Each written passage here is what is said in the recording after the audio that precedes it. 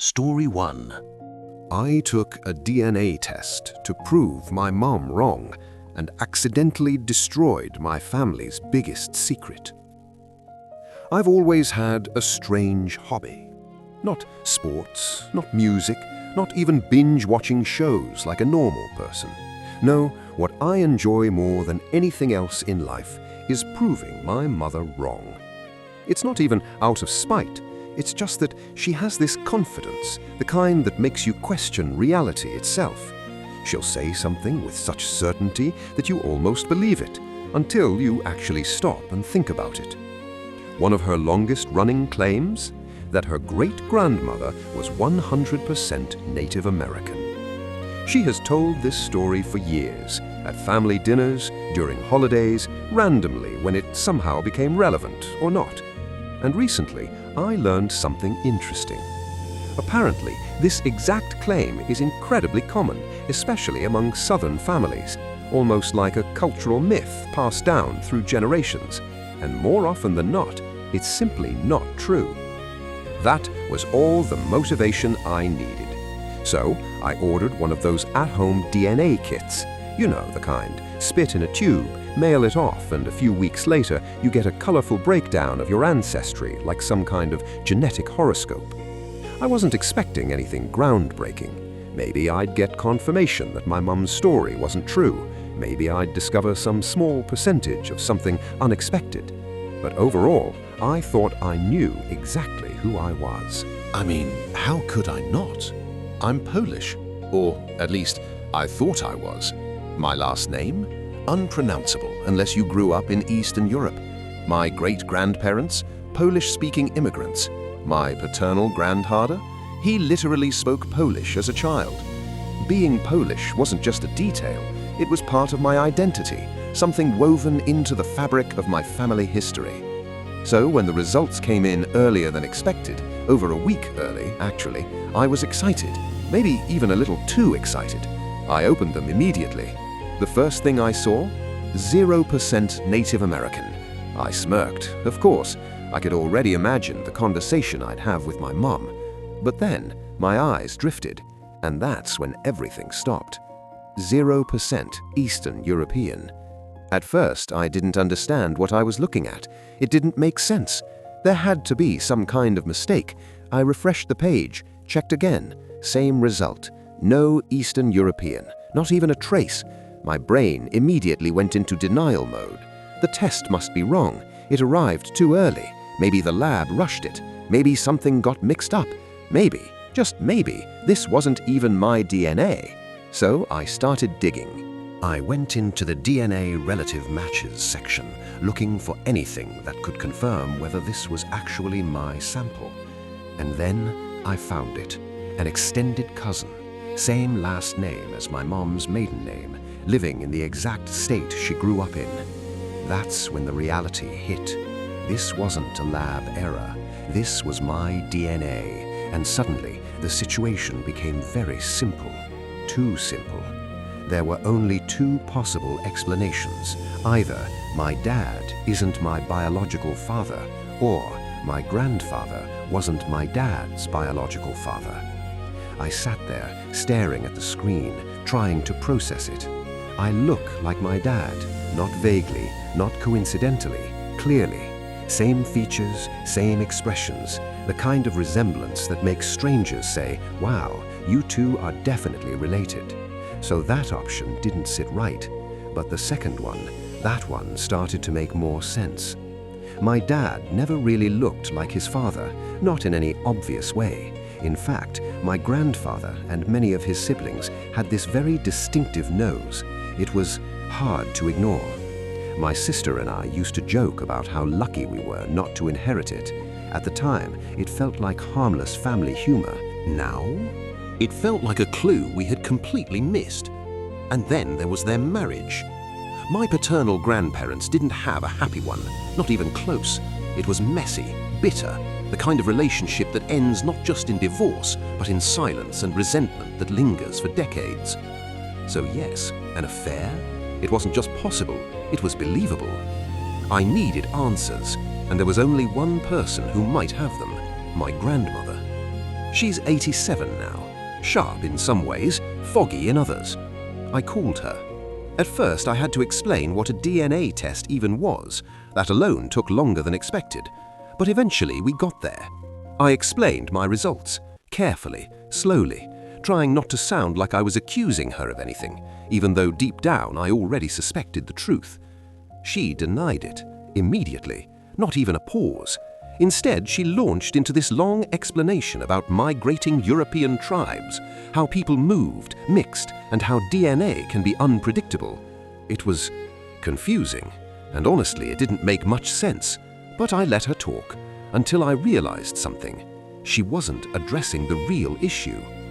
So I interrupted, gently but firmly, and I explained something she couldn't ignore.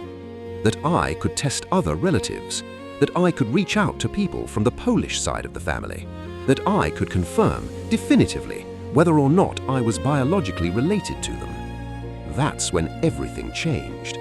She went quiet, and then she said something that stuck with me. I don't think that's a good idea. It wasn't what she said, it was how she said it. There was hesitation, fear, something underneath the surface. In that moment, I knew. She knew, and she didn't want me to keep digging. We ended the call, but the weight of that conversation stayed with me. For 2 days, I replayed it in my head. Every word, every pause, every subtle shift in her tone. I didn't push further. I didn't need to, because 2 days later, the truth came out anyway. She didn't call me, she called my sister, and she finally admitted it. After decades of silence, after a lifetime of secrets, she said the words that changed everything. My father had been lied to his entire life. The man he believed was his father wasn't. Just like that, everything shifted. Our family history, our identity, the stories we grew up believing, all of it rewritten in a single moment. And the strangest part? We still don't know the full truth. Who was my actual grandfather? A name? A face? A story? Still unknown. My grandmother promised she would tell us everything, but not yet. She wants to wait until Christmas, until we're all together, until the moment feels right. But secrets don't stay contained like that. Not anymore. Not in a world where one DNA test can unravel generations of silence. It's already too late. My sister told everyone, and now we wait. For answers. For explanations. For the moment when a family sits down together and finally confronts a truth that's been buried for nearly a lifetime.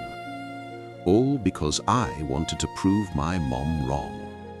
Turns out, I did. Just not in the way I expected. Story 2. My mom lived 5 minutes from her real family and didn't know for 40 years. If you think life doesn't write unbelievable stories, this one might change your mind. Because this isn't just about adoption, it's about timing, coincidence, and a truth that was hiding in plain sight for decades. My mom always knew she was adopted. It wasn't some dramatic reveal or a shocking moment. Her parents, my grandparents, never hid it from her. They told her early, and they told her simply, "You were chosen." That was the story she grew up with. And honestly, she had a good life. Loving parents, a stable home, a normal childhood. Nothing missing, at least nothing she could clearly define. But there was always a quiet curiosity. Not a painful one, not the kind that keeps you up at night. Just a small, lingering question in the background of her life. Who were they? She didn't know much, just fragments. She was born in 1963. Her birth parents were teenagers. They weren't married. And in that time, especially back then, that was enough to make a decision for you. So they gave her up. And that was it. No names, no photos, no letters, no contact. Just silence. Life moved on.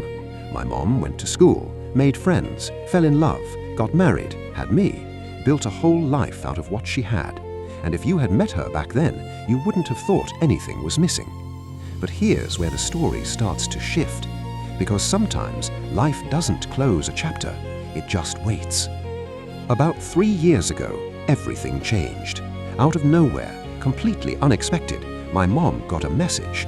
Not from a long-lost friend, not from someone she used to know, from her birth parents. After nearly 60 years. Imagine that moment. You're living your normal life, and suddenly your past reaches out and says, "We're still here." At first, she didn't even know how to process it. Why now? Why, after all this time? What do you even say? But eventually, curiosity won. And what she found wasn't what you'd expect. Her birth parents didn't disappear after giving her up. They stayed together. In fact, they didn't just stay together. They got married later on. They built a life, and they had 2 boys. 2 boys who grew up completely unaware that they had an older sister out there somewhere. For decades, this was a secret buried deep in the past, until one day, her birth parents decided it was time. They told their sons the truth, and then they reached out to my mom. Now here's where the story stops being just emotional and starts becoming unbelievable. Because all this time, while everyone was living their separate lives, they weren't far apart. Not across the country, not even across the state. They were 5 minutes away from each other. 5 minutes. Same town, same streets, same everyday places, close enough to pass each other without ever knowing. My mum grew up 5 minutes away from her biological family. She went to the same schools as her brothers, walked the same hallways, sat in the same classrooms, but they never met because she was 5 years older. So by the time they got there, she had already moved on, just missing each other over and over again. But it gets even crazier because the connections didn't stop there, not even close. My mom's ex-husband, my dad, went to the same school too, and at one point he was lab partners with one of her biological brothers. Let that sink in. Before anyone knew the truth, my dad was literally working side by side in class with the man who was secretly his wife's brother. And still, nobody knew. It gets deeper. My mom had an adopted brother, and his wife, she used to babysit those same biological brothers as kids. So at some point in time, someone from my mom's household was taking care of the children of her biological parents without any idea who they really were. If you tried to write this as fiction, people would say it's too much, too coincidental, too unrealistic. But it happened. For decades, their lives overlapped like threads in the same fabric, just never quite tying together until they finally did. When my mom met her birth parents for the first time, it wasn't what you'd expect from a story filled with so many missed chances. There was no anger, no resentment, no "why did you leave me?" Just understanding. Because time had already done its work. They were teenagers back then, scared, unprepared, living in a world that didn't make space for their situation. And now, they were older, wiser, ready. And the reunion? It was surprisingly beautiful. Her birth parents welcomed her. Her brothers welcomed her. And not in a polite, distant way, in a real way, like she had always been a part of them. And maybe in some strange way, she always was. Now they talk often. They spend time together. They share stories, trying to fill in the blanks that life left behind. Imagine hearing about your own life from people who were there at the very beginning. Stories you never knew existed, moments you were too young to remember, a version of your life that lived somewhere else, and imagine discovering that all along you were never far away from it. 5 minutes, that's all it was. 5 minutes and a lifetime apart. If this story doesn't make you look at the world a little differently, I don't know what will. because somewhere out there, right now, there might be someone connected to you in ways you can't even imagine, living just around the corner, waiting for a story that hasn't unfolded yet. Story 3. I found my dad's custody papers. The truth about my childhood was a lie. There are some lies so deep, so carefully protected, that when the truth finally comes out, it doesn't just break your heart, it rewrites your entire life. For years, she believed the story they told her, a story designed to soften the pain, a story meant to protect the image of the people who had failed her. They told her that her biological mother loved her, that giving her away was the hardest decision she ever made, that she wanted what was best. It was a tragic story, but it was comforting, because even though she had been abandoned, she could still believe she had been loved. Then, one day, after the death of the man she knew as her father, the man who had rescued her, raised her, and given her a real chance, she found the paperwork. Old custody documents, emergency court filings, pages that had been hidden away for years. And in those pages, the lie died. What she found was not the story of a loving mother making a heartbreaking sacrifice. What she found was evidence of neglect, evidence of abuse, evidence of a child living in chaos while the adults around her chose addiction, violence, and selfishness over her safety. And suddenly, all the false narrative her biological family had fed her collapsed in an instant, because the truth was darker than she ever imagined. And once she saw it, there was no going back. For most of her life, she carried a painful but understandable explanation for why she had been given away. Her biological family told her that her mother had struggled. They said she knew she wasn't capable of raising a child. They said she made the painful, selfless choice to let someone else care for her. It sounded noble, it sounded tragic, and most importantly, it allowed her to believe that somewhere beneath the abandonment there was love. That lie matters. Because children need to believe they were loved, even abandoned children, even abused children. Because if the truth is that the people who created you simply didn't care, that truth can be devastating. So she accepted the version they gave her. She lived with the wounds, but she wrapped those wounds in the comforting idea that her mother had meant well. And then, years later, the truth surfaced. After her adoptive dad died, she found the legal paperwork from when he filed for emergency custody. At the time, he had only been her uncle by marriage, not legally her father, not responsible for her. Yet he stepped in. Why? Because what was happening to her was so dangerous, so severe that the courts had to intervene. And as she read the documents, one line after another, she realized her childhood had been far worse than she had been allowed to remember. The woman she had been told wanted what was best had not lovingly surrendered her. She had abused her. The documents laid out the reality in cold legal language, but behind every sentence was the suffering of a 5-year-old child.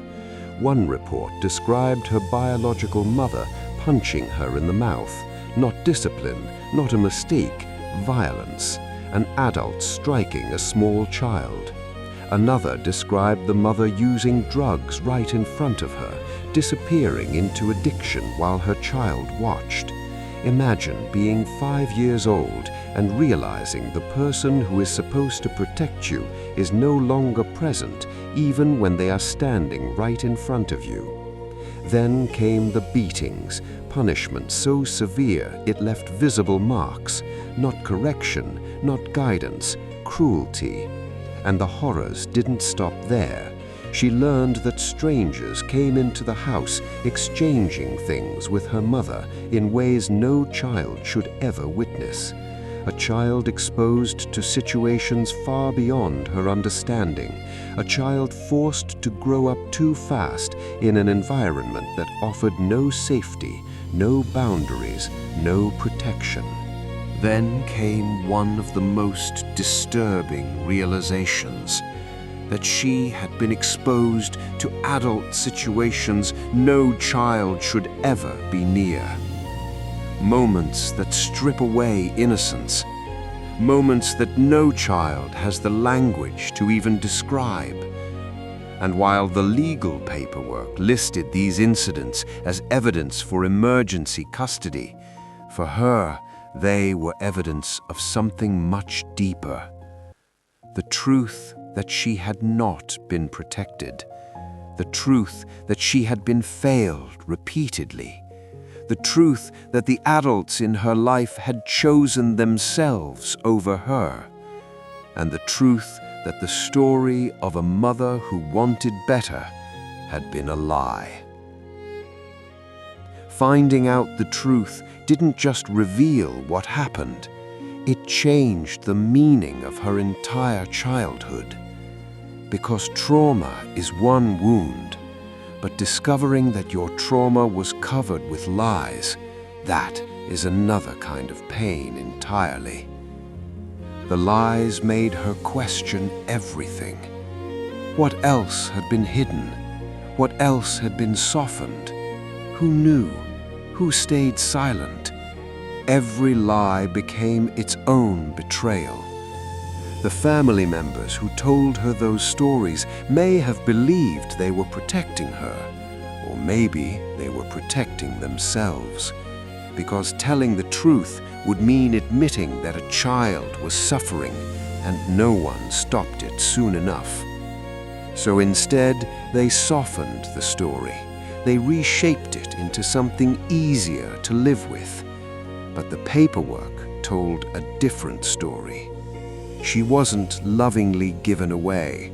She was rescued. And that changes everything.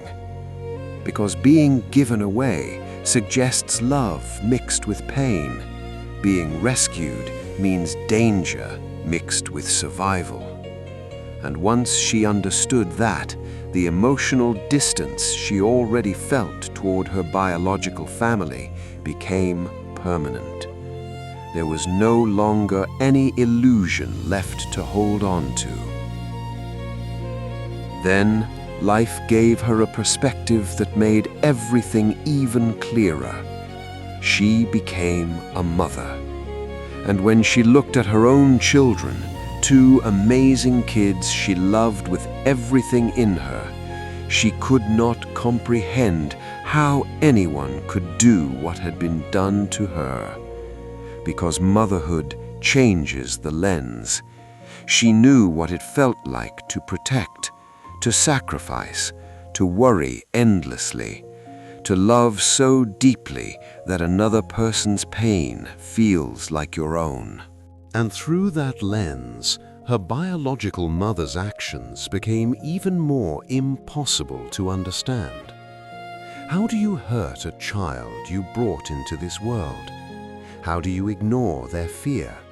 How do you choose addiction, chaos, and destruction over their safety?